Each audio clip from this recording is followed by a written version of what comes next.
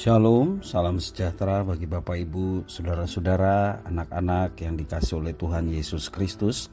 Berjumpa kembali bersama saya Pendeta Eka di dalam renungan firman Tuhan pada hari ini, hari Senin 29 Agustus 2022. Sukacita dan damai sejahtera dari Tuhan Yesus Kristus kiranya menyertai kehidupan kita sekalian. Puji nama Tuhan. Sampai pada pembacaan firman Tuhan hari ini, yakni kitab Yesaya pasal yang kedua. Kiranya firman Tuhan yang kita baca dan renungkan sungguh memberkati hidup kita sekalian. Baik Bapak Ibu saudara-saudara, sebelum kita akan merenungkan bagian firman Tuhan, kita akan berdoa terlebih dahulu. Tuhan Allah Bapa di surga, di dalam nama Tuhan Yesus, kami bersyukur atas kasih setia Tuhan yang nyata dalam hidup kami. Juga sampai pada hari ini kami boleh terus mengalaminya. Kami mau terus mengisi hati dan pikiran kami kebenaran firman Tuhan. Kau yang mampukan kami untuk kami dapat memahaminya. Kau juga menolong kami untuk kami dapat terapkan dalam hidup kami setiap hari. Terima kasih Bapa, inilah diri kami. Kami sedia untuk belajar firman Tuhan. Demi nama Tuhan Yesus kami berdoa. Haleluya. Amin.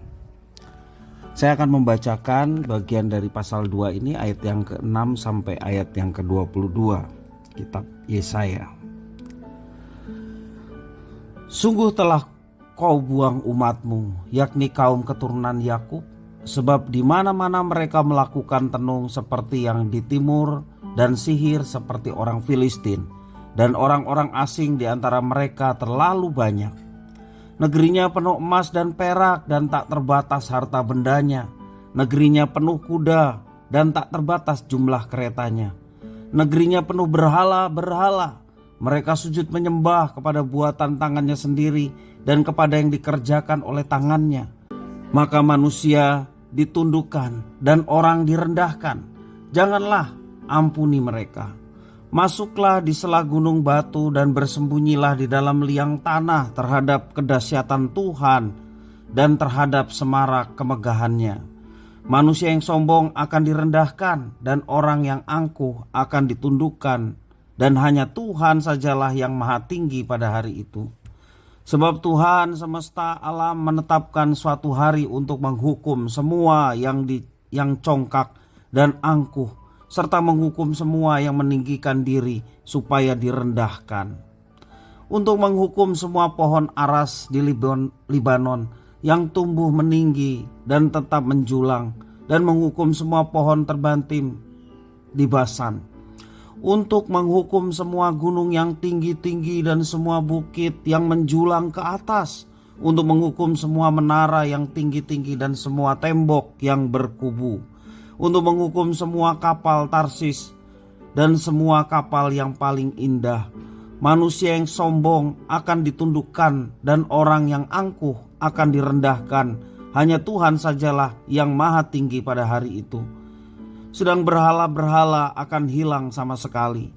Maka orang akan masuk ke dalam gua-gua di gunung batu dan ke dalam liang-liang di tanah, terhadap kedahsyatan Tuhan dan terhadap semarak kemegahannya pada waktu ia bangkit menakut-nakuti bumi. Pada hari itu berhala-berhala perak dan berhala-berhala emas yang dibuat manusia untuk sujud menyembah kepadanya akan dilemparkannya kepada tikus dan kelelawar. Dan ia akan masuk ke dalam lekuk-lekuk di gunung batu dan ke dalam celah-celah di bukit batu, terhadap kedahsyatan Tuhan dan terhadap semarak kemegahannya pada waktu ia bangkit menakut-nakuti bumi. Jangan berharap pada manusia, sebab ia tidak lebih daripada embusan nafas. Dan sebagai apakah ia dapat dianggap? Bapak Ibu saudara-saudara yang dikasihi oleh Tuhan Yesus Kristus, siapa yang kita andalkan? Pengalaman umat Allah menunjukkan bahwa mereka mengandalkan harta benda. Dalam ayat yang ke-7 mengatakan demikian. Mereka juga terpengaruh pada bangsa-bangsa di sekitar sehingga menaruh kekuatan pada berhala-berhala. Di balik itu semua, mereka adalah orang yang mengandalkan diri sendiri. Padahal semuanya itu tidak berarti. Karena dalam sekejap saja Tuhan Allah mampu melenyapkan apa yang dibanggakan dan diandalkan oleh manusia, bahkan umat yang dikasihinya pada waktu itu. Mengandalkan diri sendiri berawal dari kesombongan, dan orang sombong merasa dirinya mampu melakukan segala sesuatu. Pernyataan Nabi Yesaya menunjukkan bahwa kesombongan itulah yang menjadi akar dari persoalan semuanya. Berulang kali Yesaya menuturkan pokok kesombongan. Itu tertulis dalam ayat yang ke-11, ayat yang ke-12 dan ke-17. Karena merasa diri mampu, umat seolah-olah merasa berhak menentukan hidupnya sendiri. Allah tidak lagi mereka pedulikan. Karena itu mereka bebas mengikuti bangsa-bangsa yang ada di sekitar mereka untuk memilih pada ilah di mana mereka akan beribadah. Mereka tidak lagi peduli apakah tindakan mereka sesuai dengan kehendak Tuhan atau tidak. Tuhan membenci orang yang sombong. Karena itu mereka akan direndahkan. Kesombongan dilukiskan sebagai pohon aras dari Libanon dan terbantin dari Basan, yang berdiri tegak seakan-akan siap menembus langit. Namun pohon itu dengan mudahnya dirubuhkan oleh kekuatan Tuhan. Ayat 13. Manusia perlu mengingat bahwa keberadaannya bagaikan hembusan nafas belaka. Itu dikatakan ayat yang ke-22. Walau kuda, emas, perak, dan juga yang lainnya dicari dan dianggap penting dan dijadikan andalan dalam hidup ini, namun Nabi Yesaya menegaskan bahwa semua kebanggaan dan milik mereka akan lenyap seketika. Bapak, Ibu, saudara-saudara yang dikasihi oleh Tuhan Yesus Kristus, pada umumnya seringkali kita berusaha mendapatkan apa yang dianggap paling berharga bagi dunia ini. Dengan segala usaha kita berusaha menggapainya, termasuk hal-hal yang di luar kehendak Tuhan. Akibatnya kita melupakan kebaikan Tuhan yang sedemikian besar kita alami. Dan pengalaman umat Israel menunjukkan bahwa mengandalkan manusia dan dunia akan membawa hidup kita berakhir dengan kekecewaan dan kebinasaan. Mari kita senantiasa hidup dengan mengandalkan Tuhan. Jangan kita berusaha untuk mencari kefanaan.